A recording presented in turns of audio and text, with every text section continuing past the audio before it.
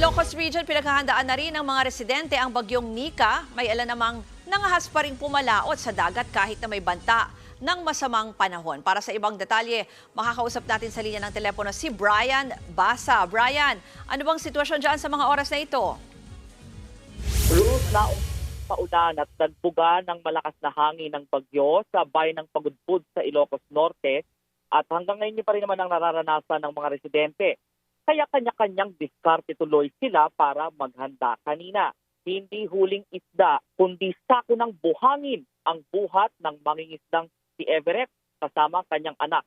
Ilalagay raw nila yan sa bubong ng kanilang bahay para hindi liparin sakaling tumama na ang bagyo. Nadala na raw sila dahil ganito ang nangyari nung bagyong Marce. Ganito rin ang diskarte ng 63 anyos na si Mang Arnold na isa ring mangingisda. Mas mainam na raw ito kaysa magtagal sila sa mga evacuation center.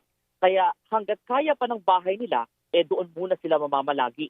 Nakita naman namin ang ilang mangingisda tulad ng nabanggit mo, Ruth, na naglakas loob pa rin pumalaot kahit na may banta ng bagyo. Wala pa man ang mismong bagyo kanina, may mga sumasayaw ng puno at mga tumumbang poste ng kuryente at mga karatula.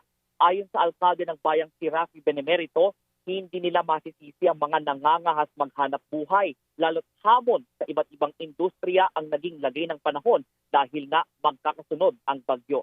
May higit 6 na milyong pisong iginawad ang Department of Labor and Employment sa bayan ng Pagudpud sa ilalim ng TUPAD program. Pero palilipasin daw muna ng lokal na pamahalaan ang bagyo bago ito gamitin para hindi masayang. Balik sa iyo. Brian, bukod dyan sa binanggit mo na binigay ng DOLE doon sa kanilang TUPAD program, may sarili rin bang itinabing pondo yung lokal na pamahalaan para sa iba pang mga maapektuhan ng bagyong Nika? Oo, Ruth, may milyong pisong pondo ang LGU, yung general fund na kanilang tinatawag. Pwede raw nila yung i-realign o ilaan para sa pag-aabot ng pagkain sa mga residente.